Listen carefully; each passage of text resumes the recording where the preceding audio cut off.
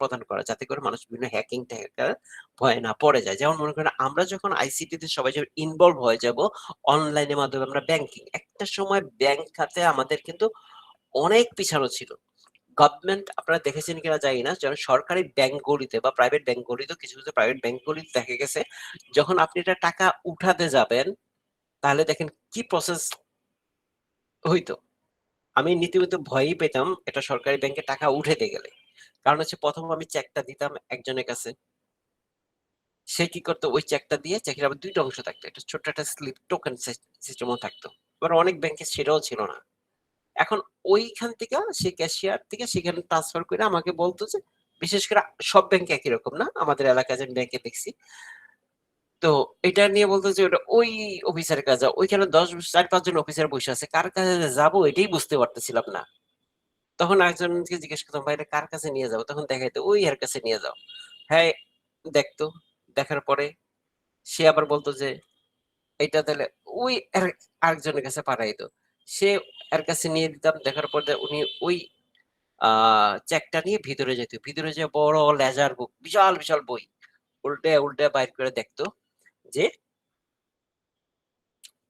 সিগনেচার-টিগনেচার বিভিন্ন কত অ্যামাউন্ট আছে না আছে, কত টাকা আছে এটা এন্ট্রি করত। এন্ট্রি করার পর সে এটা সাইন করে ওই চেকটা দিয়ে দিত। সেই চেকটা নিয়ে আমি চলে আসতাম আরেকজনের কাছে। আরেকজন আসলে যাওয়ার পর লাস্টে ফাইনালি আমরা ক্যাশিয়ারের কাছে দিয়ে দেব। ক্যাশিয়ারের কাছে চলে যেত। যাওয়ার পরে বলতো যে, "আপনি বসেন।" মানে তার আমার আগে তো আরো সিরিয়াল আছে, তাদেরকে টাকা পয়সা দিতে হইব। মানে ততক্ষণে পাস ওকে হইছে। তখন ডাক দিত যে টাকাটা নিয়ে আসতাম। এইগুলি একটা হ্যারাসমেন্ট হইতে জায়গায়। আবার অনেক সময় তুই বড় চেক হলে বসেন, টাকা নাই, ক্যাশ নাই, ০.৫ ঘন্টা পরে আইসেন, ১ ঘন্টা পরে আইসেন। এসব এটা তো আছেই। এটা অবশ্য এখনো হয়, বাট সেটা খুব কম। তো এখন কি করতেছি আমরা প্রাইভেটে যাই আর সরকারিতে যাই, মেক্সিমাম ক্ষেত্রে সরাসরি চলে যাচ্ছি, ক্যাশিয়ারের কাছে চেক দিয়ে দিচ্ছি, সেই অ্যারেঞ্জ করে আমাকে টাকাটা বুঝাই দিচ্ছে নগদে। সময় লাগতেছে না। তাও অনেক লম্বা সিরিয়াল অনেক সময় যায়। সেটা গেল যে সরাসরি ব্যাংকিং ক্ষেত্রে। আর এখন তো আরো সুন্দর হয়েছে। বিভিন্ন ধরনের সার্ভিস এক ব্যাংক থেকে আরেক ব্যাংকে সরাসরি বলতেছেন, বিকাশ বা নগদ বিভিন্ন ধরনের মোবাইল ব্যাংকিং তো আছেই। ইনস্ট্যান্ট পেমেন্ট করতে পারতেছি। ইনস্ট্যান্ট লেনদেন করা যাচ্ছে। ইনস্ট্যান্ট কাউকে কারো ব্যাংক অ্যাকাউন্টে টাকা ট্রান্সফার করতে চাইলে নগদে দিয়ে দেওয়া যাচ্ছে। মানে মোবাইলের মাধ্যমে। মোবাইলের মাধ্যমে আর কিছু মানে ক্যাশলেস সার্ভিস অনেকটা হয়ে গেছে। ব্যাপারটা এরকম হয়ে যাচ্ছে। তো ওই সময়ের তুলনায় এই সময় অনেক আপডেট হইছে। ব্যাংকিং সেক্টর এই সেবাগুলি থেকে ডিজিটাল সার্ভিস গুলিতে অনেক আপডেট হয়েছে। এবং আগে দেখা যেত যে আমরা অনলাইন থেকে একটা প্রোডাক্ট যেমন আলিবাবা বা অ্যামাজন বিভিন্ন সেক্টর থেকে যদি প্রোডাক্ট কিনতে যেতাম, আমার মনে করেন দম বাইরে হয়ে যেত। কিনে যেত না। কারণ আমাদের তো ডলার এন্ডোর্স করতে পারতেছি না, এটা পারতেছি না, বিভিন্ন ধরনের প্রবলেম ছিল।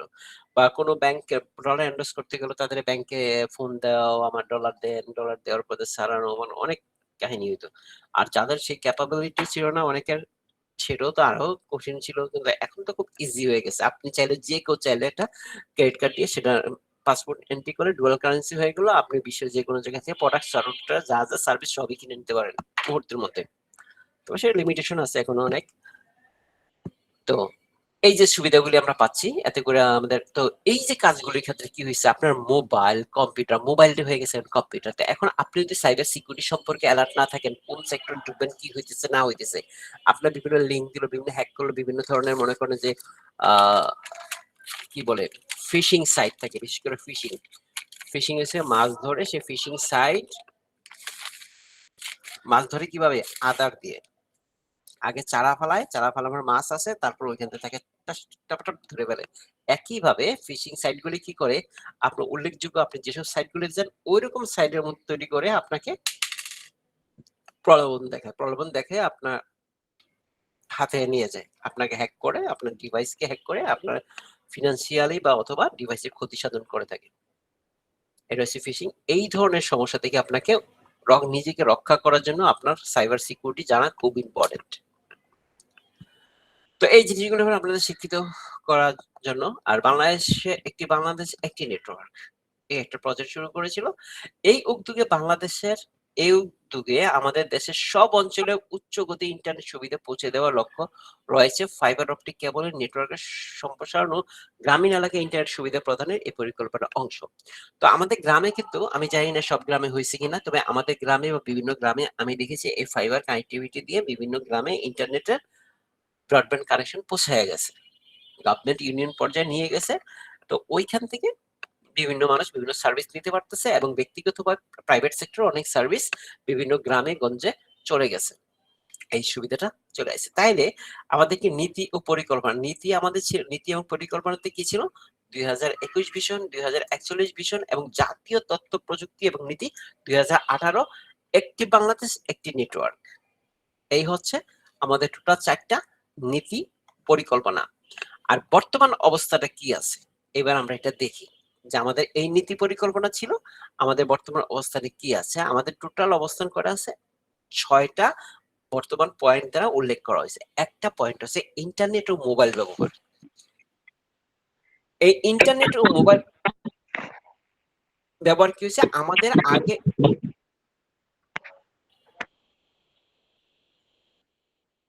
G4 আচ্ছা, ইন্টারনেট ও মোবাইল ব্যবহার বাংলাদেশে যে ইন্টারনেট ব্যবহারকারীর সংখ্যা কিন্তু আগের চেয়ে অনেক বৃদ্ধি পেয়েছে মানে কি আমাদের যে পরিমাণ মোবাইল আমরা ইউজ করি তার প্রায় 90% লোকে ইন্টারনেট ব্যবহার করে থাকি। তো এই মোবাইল ফোনের মাধ্যমে ইন্টারনেট ব্যবহার করার যে হারটা অনেক বেড়ে গেছে। আগে আমাদের ছিল 2G, আমি 2G ইন্টারনেটেও মোবাইল 2G নেটওয়ার্কে ইন্টারনেট ব্যবহার করেছি, সেটা যে সুপার স্লো। তারপর আসলে 3G, এখন আসছে 4G।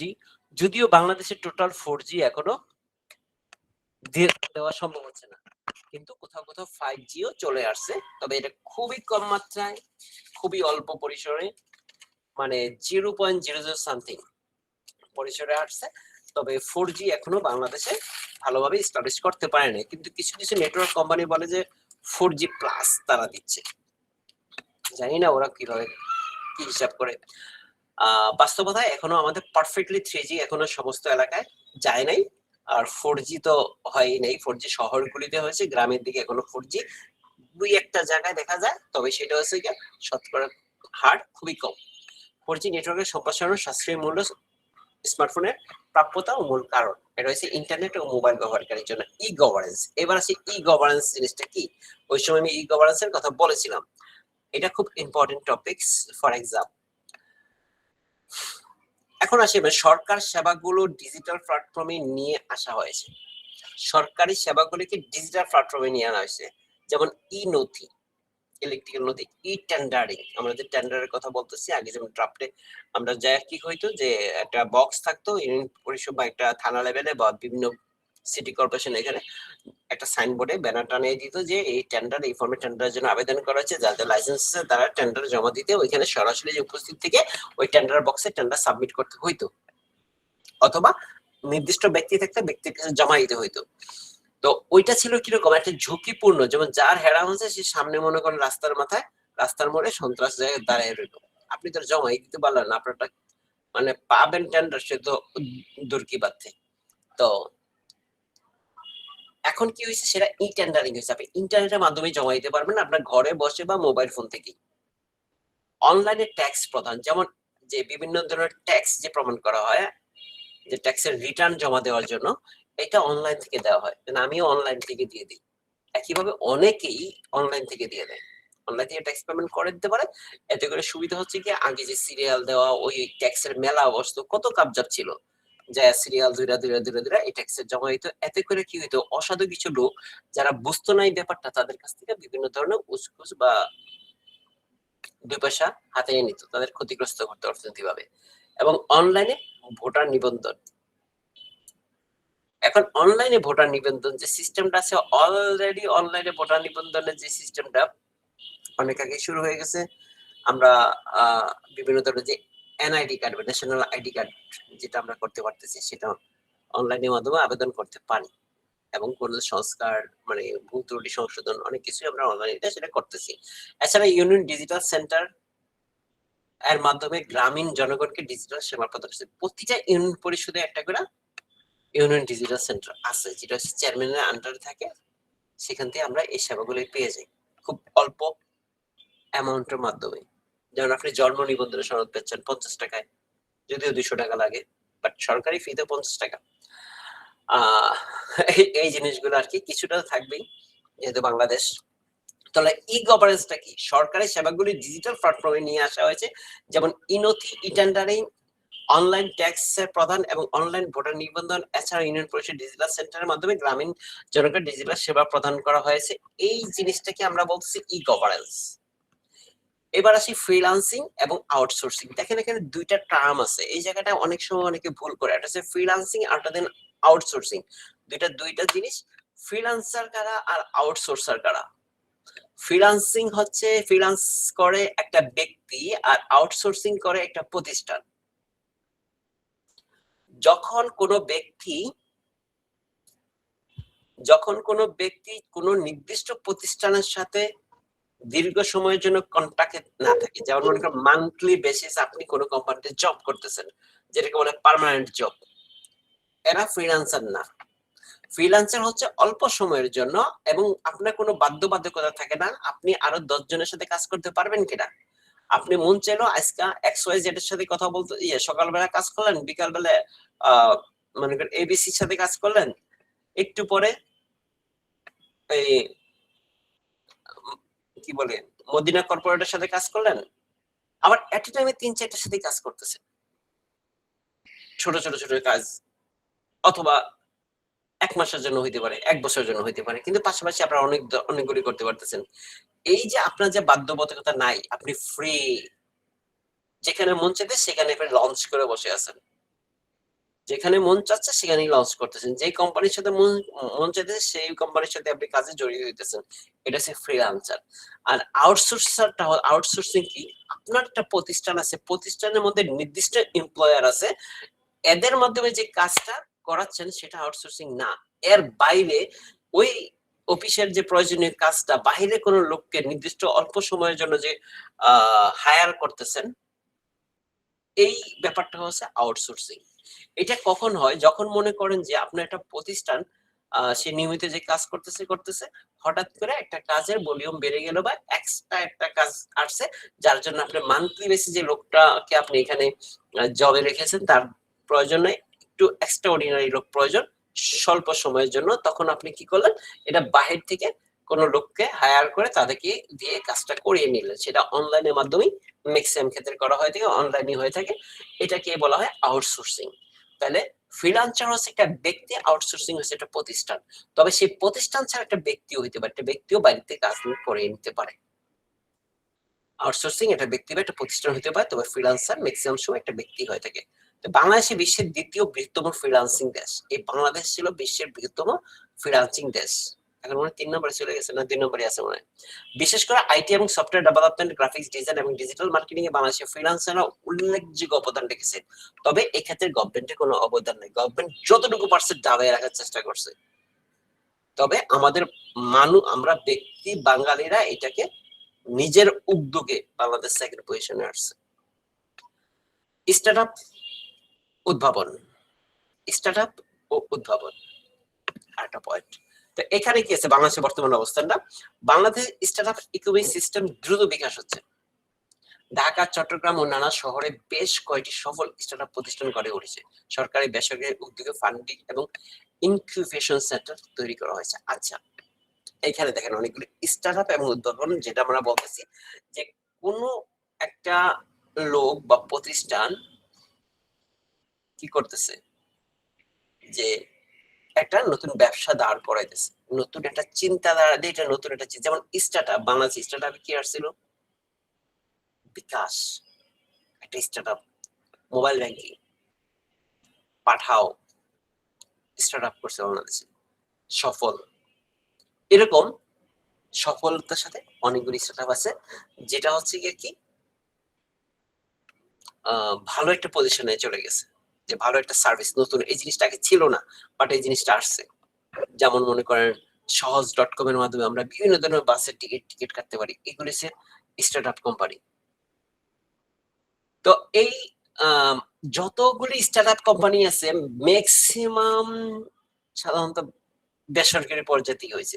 সরকারি পর্যায়ে বাংলাদেশি স্টার্টআপ তেমন দেখা যায় না, আছে হয়তো নজরে পড়ে না, খুব কম। তারপর আসে আমরা ডিজিটাল শিক্ষা। কোভিড-19 মহামারীর সময় আমরা যেটা লক্ষ্য করছি যে এই যে অনলাইন এখন যে আমরা যে ক্লাস করতেছি কিছু গুগল মিট, জুম, যখন আমাদের কোভিড মহামারী হইলো, কোভিড-19 আসলো, তখন আমরা কি করতেছে, জুম বুমের মধ্যে ফুটে উঠছে। জুম কোম্পানি আগে কেউ খোঁজই ছিল না, কেউ জানতোই না, চিনতোই না। সেই গুগল কোম্পানি কি হয়েছে, হঠাৎ করে বুম হয়ে ফুটে উঠছে, বিশাল আলোড়ন তৈরি করছে। কারণ তারা অনলাইনের মাধ্যমে ক্লাস করার ফ্যাসিলিটি এবং এই যেমন মিটিং এর যে ফ্যাসিলিটি, বিভিন্ন কোম্পানিগুলি তাদের কনফারেন্স, লাইভ কনফারেন্স, আগে লাইভ কনফারেন্স অনেক কস্টলি ছিল, জুম আইসা মনে করে এটাকে সহজলভ্য করে দিছে, ফ্রি করে দিছে একটা নির্দিষ্ট সময় পর্যন্ত, এবং প্রফেশনাল করতে গেলে অল্প টাকার মধ্যে করতে পারতেছিল। এই ফ্যাসিলিটিটা দিয়ে এটা কি করতেছি, সহজে আমরা ডিজিটালি শিক্ষা, যেমন এখন আমরা ক্লাস করতে পারতেছি অনলাইনে, কে কোথায় আসি না আসি, রাত্রেবেলা আমরা একসাথে বসে ক্লাস করতে পারতেছি। সারা বাংলাদেশের বিভিন্ন ছড়ানো ছিটানো থেকে সেটা সহজ হয়েছে, এবং অল্প সময়ের মধ্যে আমরা সবটা লার্নিং এটা সহজ হয়েছে। যেমন আপনারা জব করেন, সারাদিন জব করেন, রাতের বেলা এসে ক্লাসে যাবেন, ওইখানে যা করতেন, ফিজিক্যালি খুব কষ্টদায়ক ব্যাপার ছিল, এত সহজ সেটা সম্ভব ছিল না। এই ডিজিটাল শিক্ষা এটার মাধ্যমে আমাদেরকে আসছে। যেমন কোভিড-19 মহামারীর সময় অনলাইনে শিক্ষা প্রসার ঘটে, সরকার ও বেসরকারি উদ্যোগে বিভিন্ন প্ল্যাটফর্ম তৈরি হয়েছে, যেমন মুক্ত পাঠ, বাংলাদেশ ওপেন ইউনিভার্সিটি এবং অন্যান্য অনলাইন কোর্স। এই কোর্সগুলি আমরা দেখতে পাইছিলাম, যেখান থেকে আমরা কি করতেছি, এই ডিজিটাল শিক্ষার সুবিধা পাইছি, আর সেটা এই অনলাইনে ক্লাস করার মাধ্যমে হয়েছে। সাইবার সুরক্ষা, যেটা হচ্ছে সাইবার সিকিউরিটি, যেটাকে আমরা বলতেছি, ডিজিটালাইজেশনের সাথে সাথে সাইবার সুরক্ষা একটা বড় চ্যালেঞ্জ হয়ে দাঁড়িয়েছে। সরকারি সাইবার সুরক্ষার নীতি প্রণয়ন করেছে এবং সাইবার ক্রাইম সম্পর্কিত আইন জোরদার করেছে। তবে এটার পিছনে অনেক বড় ধরনের কাজ হয়েছে। মানে এই সাইবার সুরক্ষার নাম দিয়ে বা অনলাইন সিকিউরিটির নাম দিয়ে আমাদের যে নিয়ম নীতি দাঁড় করেছিল, ওইখানে ভিতরে এটা কি, এটা নিয়ে একটা দু ধরনের কথা ছিল আর কি, মানুষ এটাকে বলতেছে নেগেটিভ সাইড, বা এই ধরনের আইন প্রণয়ন করছে, এটা দরকার ছিল, বাট এইটার মধ্যে কিছু আইন এরকম ভাবে ঢুকিয়ে ফেলছে, যেটা হচ্ছে বিরোধী দল দমন বা কন্ট্রোলিং সিস্টেমটা এটার মধ্যে ঢুকিয়ে ফেলছিল, এই জন্য এটা বিতর্কিত হয়েছিল কিছুটা। ডিজিটালাইজেশনের সাথে সাইবার সুরক্ষা একটু বড় চ্যালেঞ্জ হয়ে দাঁড়িয়েছিল। যখন চারিদিকে ডিজিটাল সরে গেছিল, তখন তো এটা সিকিউরিটির জন্য চ্যালেঞ্জ হয়ে দাঁড়িয়েছিল, তখন সরকার সাইবার সিকিউরিটি নীতিমালা, তারা নীতিমালা প্রণয়ন করেছিল, মানে বিভিন্ন আইন প্রণয়ন করেছিল, যাতে সাইবার ক্রাইম কম হয়। তাহলে এখান থেকে আমরা দেখলাম যে জাস্ট একটা টপিকস নিয়ে আমরা এতক্ষণ কথা বললাম লম্বা, যেটা হচ্ছে বাংলাদেশের তথ্য যোগাযোগ প্রযুক্তি ব্যবহার নীতি পরিকল্পনা বর্তমান অবস্থা। তার মধ্যে নীতি ও পরিকল্পনা অবস্থা দেখেছিলাম বাংলাদেশ ডিজিটাল বাংলাদেশের ভিশন 2021, ডিজিটাল বাংলাদেশের ভিশন 2041, এবং জাতীয় যোগাযোগ প্রযুক্তি নীতি 2018, একটি বাংলাদেশ একটি নেটওয়ার্ক। এই ছিল চারটা। আর বর্তমান অবস্থা দেখেছিলাম ইন্টারনেট এবং মোবাইল ব্যবহারের সম্পর্কে, ই গভর্নেন্স, ফ্রিল্যান্সিং এবং আউটসোর্সিং, এই টপিকসটা ইম্পর্টেন্ট, স্টার্টআপ উদ্বোধন এইটাও ইম্পর্টেন্ট, আর সাইবার সুরক্ষা এই পয়েন্টটা একটু ইম্পর্টেন্ট। তো আর ডিজিটাল শিক্ষা মহামারী দেখলাম।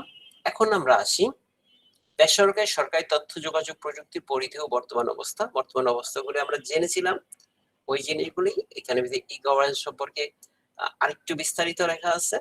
দেখেন একই জিনিস অনেকটা, যেমন মনে করেন এখানে সরকারি বেসরকারি ডিজিটাল প্ল্যাটফর্মে ই নথি, ই টেন্ডারিং এবং ট্যাক্স প্রদান, অনলাইন ভোট ব্যবস্থা করা।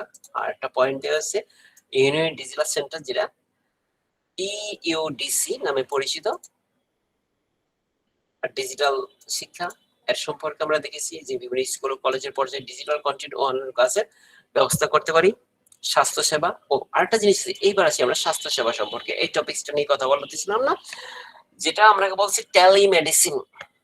যেমন একটু আগেও, অল্প একটু আগে আমি এই গভর্নমেন্টের একটা ই বাতায়ন নামে একটা ওয়েবসাইট আছে, ই বাতায়ন নামে একটা সার্ভিস আছে, 16263 মেবি এই টাইপেরই একটা মোবাইল নাম্বারটা।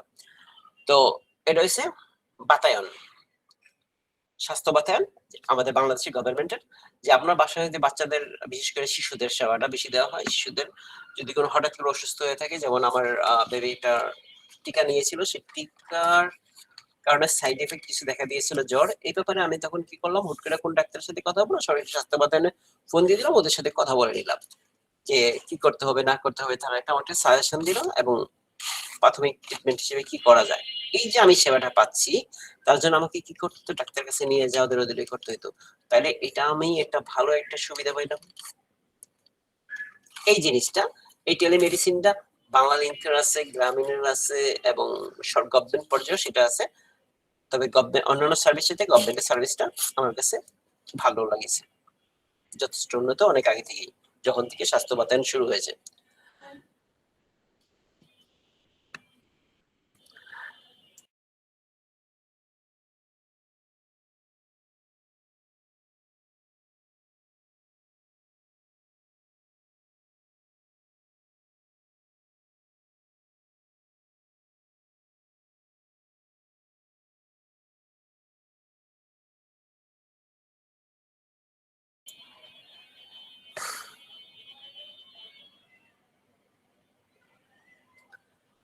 আচ্ছা, স্বাস্থ্যসেবা টেলিমেডিসিন সেবার মাধ্যমে দূরবর্তী এলাকার স্বাস্থ্যসেবা প্রদান করা হয়েছে। অনলাইনে ডাক্তার অ্যাপয়েন্টমেন্ট এবং প্রেসক্রিপশনের ব্যবস্থা চালু হয়েছে। এই অনলাইনের মাধ্যমে বিভিন্ন অনলাইন ডাক্তারের মাধ্যমে আমরা অ্যাপয়েন্টমেন্ট নিতে পারি অনলাইনের মাধ্যমে, এবং প্রেসক্রিপশন মানে ইন্টারনেটের মাধ্যমে প্রেসক্রিপশন করা হয়ে থাকে।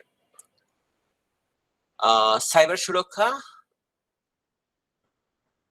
সরকারি সাইবার সুরক্ষার নীতিমালা প্রণয়ন করা হয়েছে এবং সাইবার ক্রাইমের সম্পর্কিত আইন জোরদার হয়েছে। বাংলাদেশের computer incident response team PD start নামে একটা টিম আছে, যেটা গঠন করা হয়েছে এবং সাইবার হামলা মোকাবেলার জন্য। এটা হচ্ছে গভর্নমেন্ট পর্যায়ে এটা যে টিম গঠন করা আছে, বিভিন্ন ধরনের সাইবার হামলা, বিভিন্ন দেশের বা দেশের বিভিন্ন ধরনের খারাপ লোকেরা যে সাইবার হামলা করে বিভিন্ন সরকারি বেসরকারি প্রতিষ্ঠানে এটা করে, সেটাকে ইয়ে করার জন্য এই টিমটা গঠন করা হয়েছিল। এটা সাইবার সুরক্ষা দিয়ে থাকে, যেটাকে বলছে বিডি স্টার্ট। আচ্ছা, আমি একটু 5 মিনিট একটু ব্রেক নিচ্ছি, কেমন? একটু আপনারা একটু থাকেন 5 মিনিট জাস্ট। Okay sir.